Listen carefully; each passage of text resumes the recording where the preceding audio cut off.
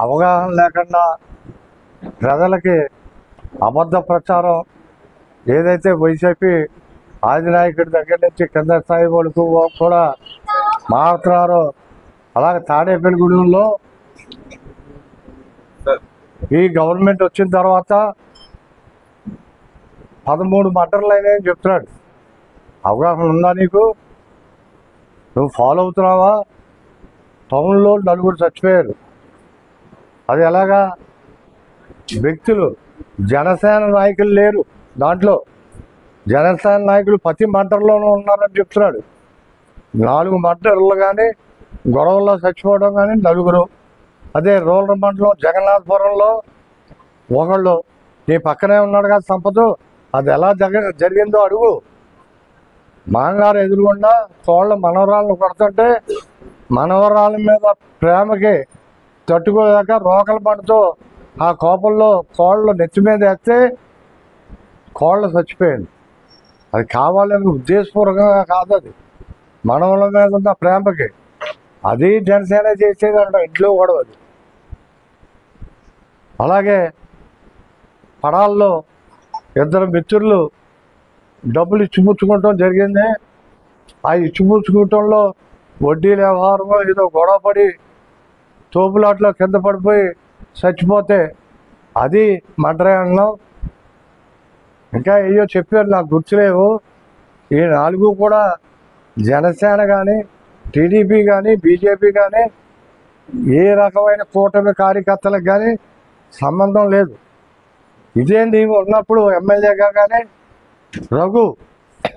ఆకుల రఘు కుంచినపల్లి రోడ్లో ఒక వయసు రైస్ మిల్ 2 అన్నదమ్ములు గొడవ పడితే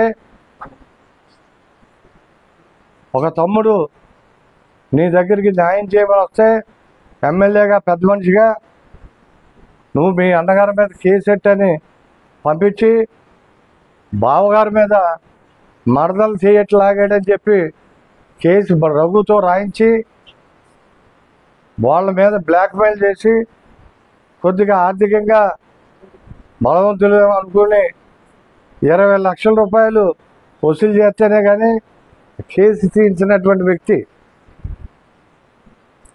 వాళ్ళు ఏదో వ్యాపారం చేసుకుంటూ ఇళ్లల్లో ఉండేవారు. అటువంటి వాళ్ళు రోడ్డు మీదకి వచ్చే ఇబ్బంది అని.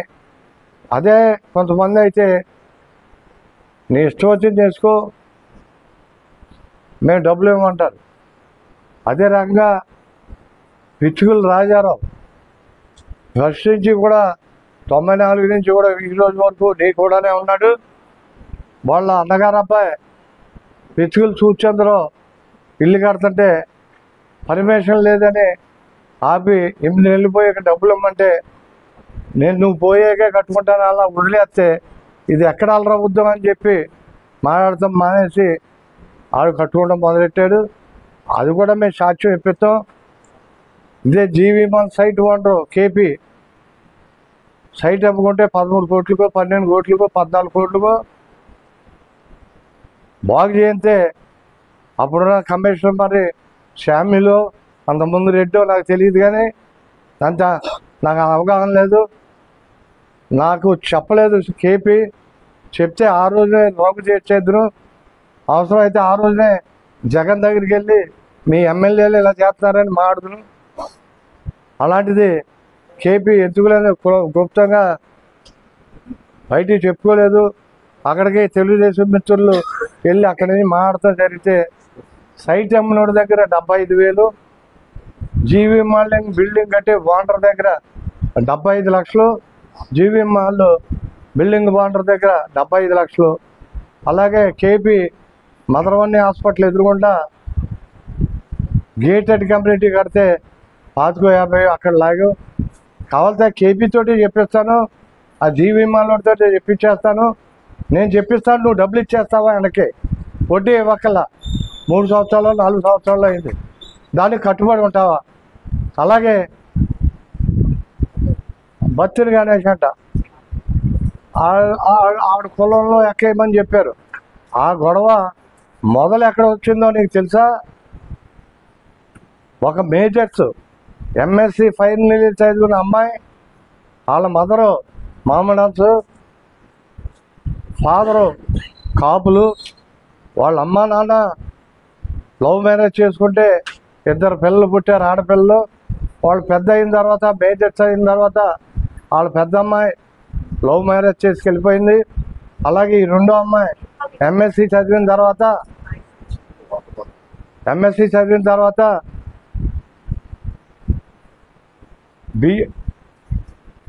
డిగ్రీ చదివి, డేవిడ్ రాజ్ అతని పేరు, వాళ్ళ కాపులే కానీ క్రిస్టియన్ మతం పుచ్చుకొని, లేదా వాళ్ళ అమ్మమ్మ గారి ఇంటికాడ ఆ పేరు పెట్టారంట. అతను డిగ్రీ చదివి ఫైనాన్స్ బ్యాంకులో ఏదో ఉద్యోగం చేస్తున్నాడు. వీళ్ళిద్దరూ కూడా లవ్ చేసుకున్నారు, ఇష్టపడ్డారు.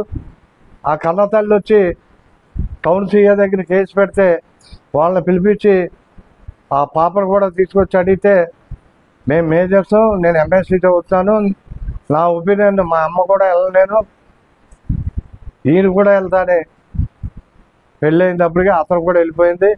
అప్పుడు ఈ అమ్మాయితో నాకు సంబంధం లేదన్నాడు. రాత్రి ఇతను ప్రెస్లో మాడుతూ